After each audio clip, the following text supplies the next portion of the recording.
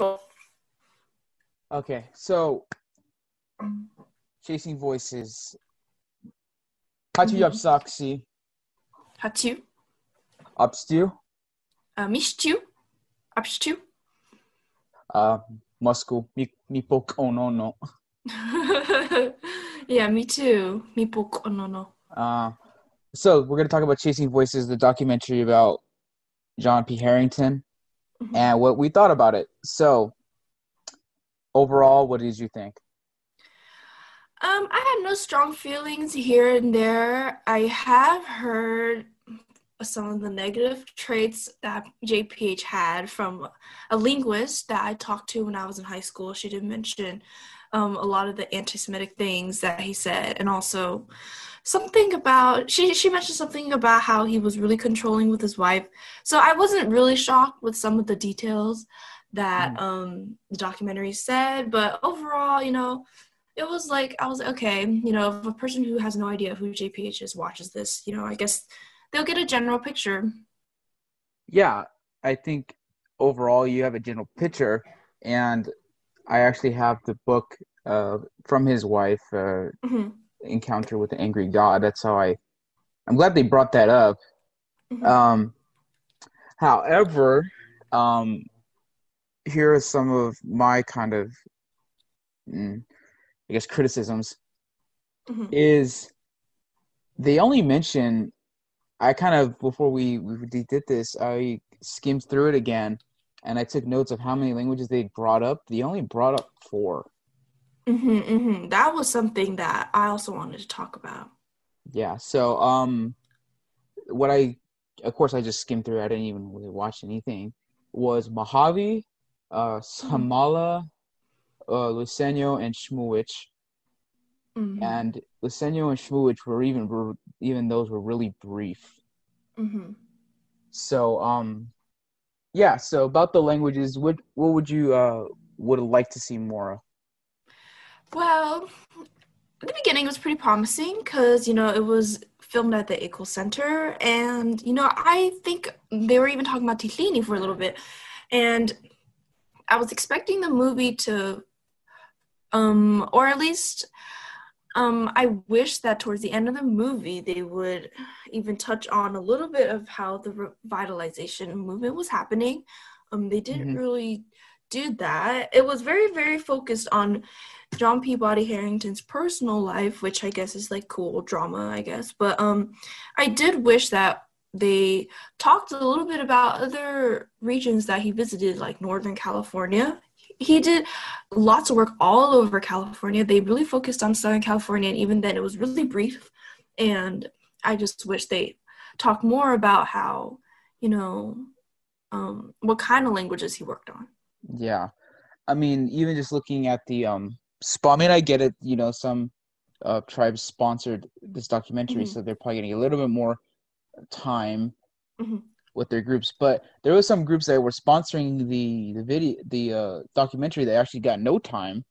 I believe I saw Agua Caliente. Yeah, Agua Caliente, and they got no time. They got 0 time. So that's kind of upsetting. But like what you brought up, what you do, Ohlone, like those languages with the revitalization that's happening now, that wouldn't happen without his work. So like, I didn't even see a photograph of like Isabel Meadows or Ascension.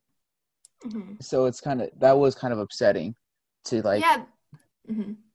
Go ahead. Oh, yeah, I just want to say it would have been really cool if they had like a photo montage of all the informants and just talk really briefly about how long he stayed there, where their houses were at, where he was staying, and, the relationships he built with those informants, because I know he was really close with Isabel Meadows. He even took her to Washington, D.C. to interview her more and get some more notes from her. And he was really close with Ascension Solórzano because her granddaughter, Marta Herrera, became JPH's secretary and assistant, and she's the one who is rewriting all of his messy handwriting into a lot more clear cursive in some of the notes. So yeah. I wish he talked more about them. Yeah, I mean, I know that I forgot which person was talking about that, his love for the Chumash, but didn't bring up probably his biggest informant, which was Fernando Lobrato. Again, there was a photograph of him, but again, not talking about the importance of what he said. I mean, again, I understand you can't get to everybody, but there's mention of that. And here's also my kind of my I don't want to say gripe or anything, but they had no recordings that Harrington did at all. Like, it'd be nice, like they're telling the audience, yeah, he's done this recording and he will record these people, but you didn't hear any recording at all, which was kind of upsetting because in the clips that the director did, he actually included some recordings, including the first time I heard Rosario Cooper's voice was on one of those clips. So to not include that, to really I don't know the word, but like go full circle, like you can actually hear the work, because I feel like an average person wouldn't understand the whole scope of everything, Yeah, and also would have been really powerful to show the voice recordings to see exactly. Some of them are really unclear. Like, you really have to listen to it many, many times to just hear the voice and get over the static and hear specifically the words that are being said. Or even how good it sounded for the time. Like that one song that Rosario Cooper sang, I think it was a Deer song or something. For 1915, that was pretty good. It sounded pretty good, and it kind of for like us that like to look at his notes, it really gives, I don't know, something about it is really powerful. Like, I remember reading in his notes, the Tahini notes, he made a comment saying how man-like her voice was. Interesting. And that she kind of sang with like a deep man-like voice, or I don't know how you put it. But then you hear the recording, you're like, okay, her voice is kind of deep for a woman. And it's really funny because at least in the notes, it seems like there are like a lot of words that like, it's not like a really extensive note taking, but she does mention the word aki a lot, and she mentions that a lot of people call her basically a lesbian a lot of the time because she seems like a man.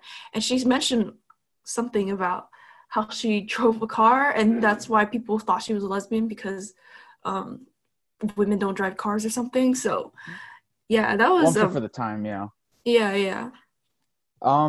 there's, and I think that's kind of where they kind of missed out, is how profound some of these stuff are. Or when you talked about the symbols, the video that you did on Harrington symbols, the sentences that they translate are so out there.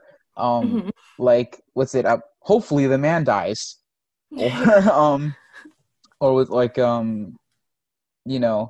excuse my language, but in Tahini, when she said aya yaktkawa, that. Yeah, like just for you guys to know, aya yaktkawa means fuck the dog. Excuse my language, but it's just like, who comes up with that?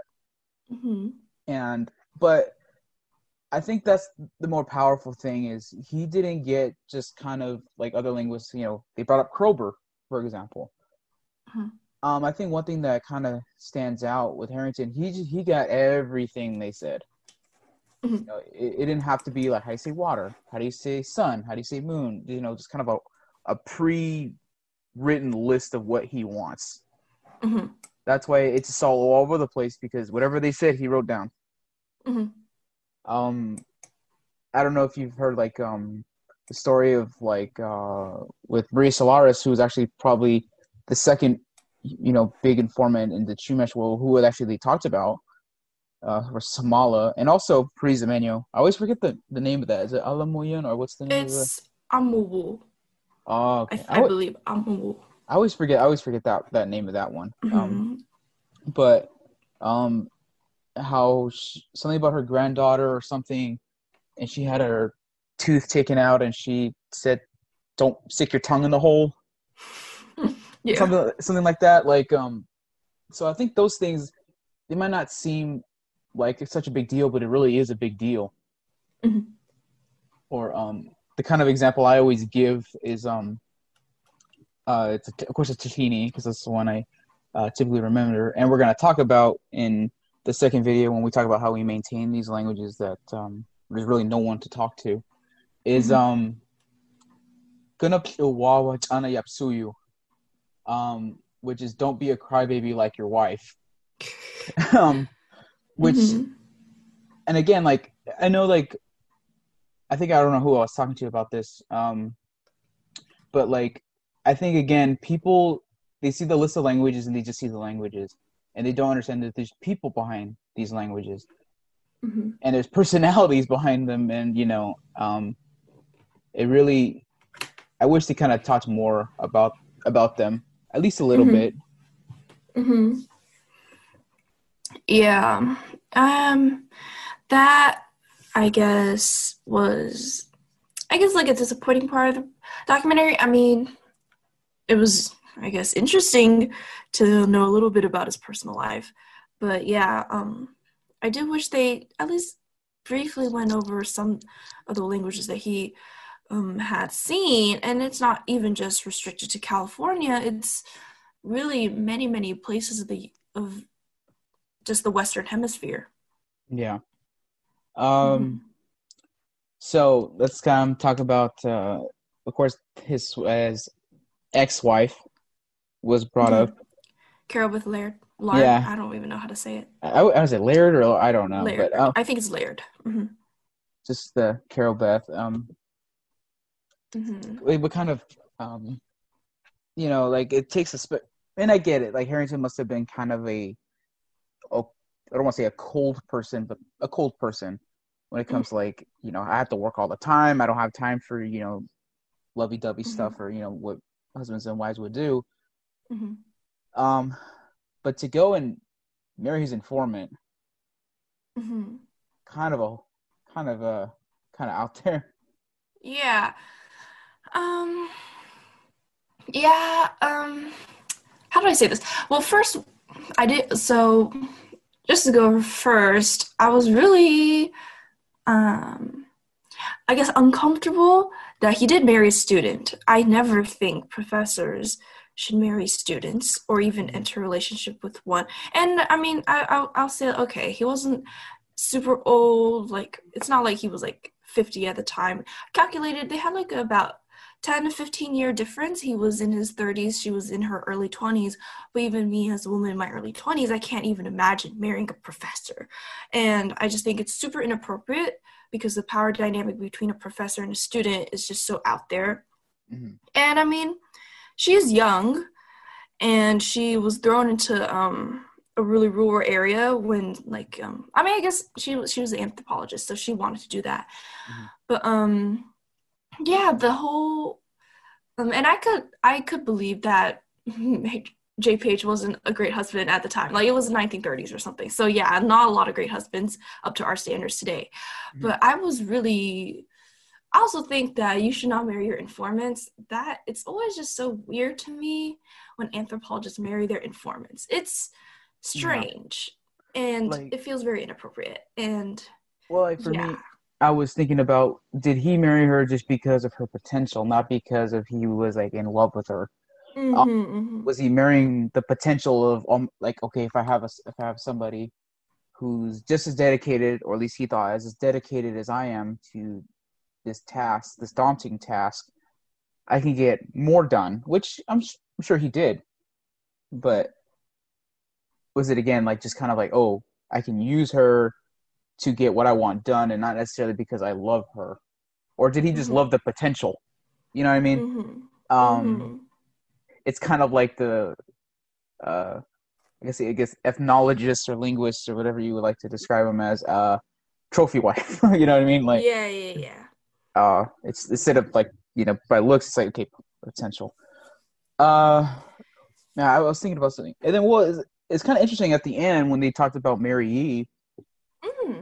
And which actually is a really great. Now that's a great story. The three generations of with the same linguist, with starting with Mary's grandmother, Luisa Ignacio, who actually I visited her home, and it was such. I mean, I was outside of the house, but still, it was close enough.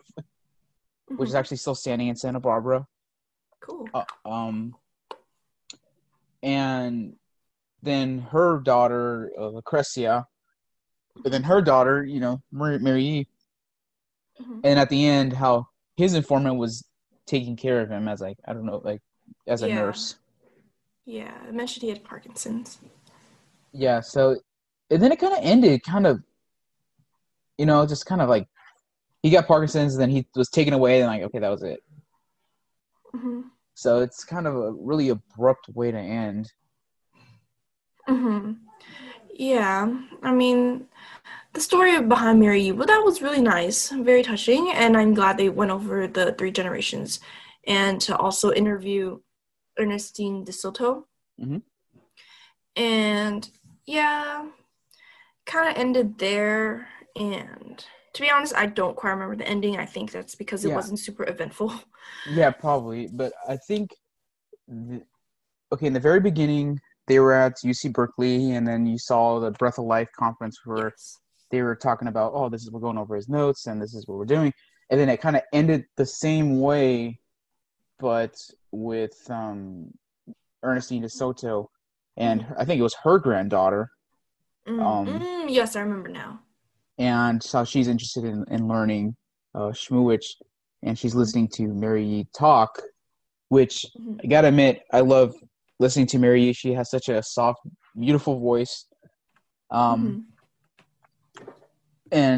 it kind of ends there. So it's like, and again, like when they're talking about like Samala, you kind of see the revitalization a little bit. You kind of see how hard work it is, but I don't, as I'm trying to think as an average person, I know it's kind of hard because we're so involved in these things. That's like, you can't really get a full grasp of how much work that is and how dedicated you have to be. So, okay, as an average person, I know it's kind of hard for us to think that way because we're so involved in these things. Do you think, what would you rate it as an average person, and then overall, like, rate it as, you know, a person that's involved? I would say, honestly, as an average person, I would think the movie was a 4.5 out of 5 stars, because I feel like most people don't even know how many languages there are in California. So, you know, the average person probably wouldn't know exactly how much the movie's missing out. You know, if they, like, most people probably wouldn't even know about what's lacking because they don't know what's there at the beginning. And as a person involved in his notes, I would say a 3 out of 5 stars. Okay. Okay, I kind of have to agree with what you said about, with a person that's not involved, they don't know what's there, so they don't know what's missing. Yeah. I think I don't. Go ahead. Sorry. I would have to say I would agree with that, and then on top of that, what was I gonna say? If you had additional thoughts, let me think about what I was gonna say. I totally forgot. Oh, I'm sorry. I think with the name Chasing Voices, I think it kind of gets you understand how, especially when they kept reading the letter of Harrington to that one man, which, I mean, if he was, I think he was like, I forgot how old he was, 13 or 14 in the 1930s, he must be over 100 now. Yeah. That really gets, he was really doing just that, chasing voices, chasing words, chasing. So I think I would have to agree that it was pretty much, you got a good idea of what's going on, especially if you if you, like you said, if you don't know, the existence of these languages, you, I think it would maybe make you wake up to those things. Mm-hmm. But somebody that's that reads them a little too often, reads these notes a little too often. And I know what's there. And I know who I'd like to see, who I'd like to hear. Mm-hmm. I want to be a little bit more strict, and I would even say a 2.5. Mm-hmm. It was good because I'm glad that they're acknowledging Harrington, that he does deserve this documentary, but I know on this flip side that his informants, there was enough. Everyone is important. Every one of them is important, Mm-hmm. but I feel like there are certain ones that I would want to spotlight because they are profoundly, they give you a glimpse of what it was like back then. Mm-hmm. So that's why I'm giving it such kind of more strict on that front. Mm-hmm. So, okay, that's Chasing Voices. If you Mm-hmm. haven't seen it, it's on PBS, on whatever your local news station. Check the schedules, maybe you watch it. But Mm-hmm. yeah,